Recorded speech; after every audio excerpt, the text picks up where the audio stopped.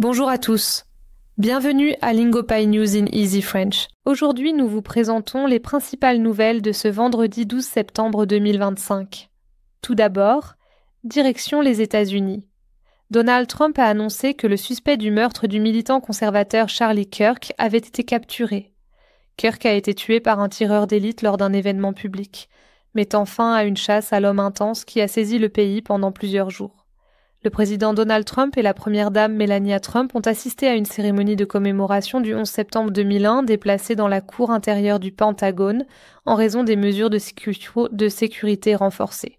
La Réserve fédérale devrait réduire ses taux d'intérêt la semaine prochaine, alors que la croissance de l'emploi ralentit et que l'inflation, bien que toujours élevée, montre quelques signes d'apaisement. Les analystes prévoient d'autres réductions dans le courant de l'année pour soutenir l'économie en perte de vitesse. Le président Donald Trump a assisté à un match des New York Yankees le 11 septembre.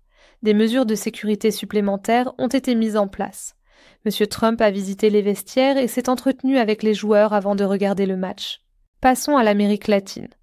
L'ancien président brésilien Jair Bolsonaro a été condamné à plus de 27 ans de prison pour avoir tenté un coup d'État après avoir perdu les élections de 2022. Le Venezuela a licencié l'entraîneur Fernando Batista après avoir échoué dans les éliminatoires de la Coupe du Monde. Le Pérou a également licencié l'entraîneur Oscar Ibáñez après de mauvaises performances en Amérique du Sud. Passons maintenant à l'Europe.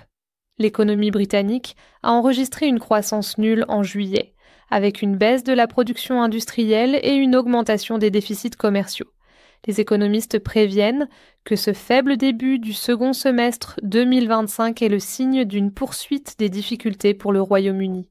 La Russie et la Biélorussie ont lancé un exercice militaire conjoint près des frontières de l'OTAN, quelques jours seulement après qu'un drone russe a pénétré sur le territoire polonais.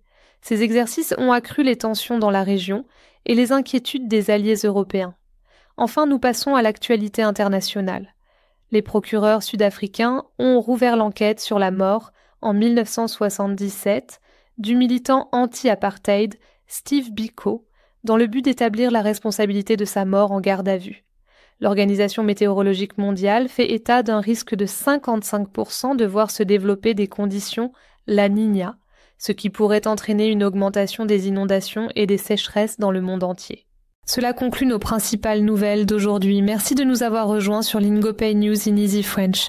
Nous reviendrons bientôt avec une autre mise à jour sur les dernières nouvelles. Merci pour votre attention.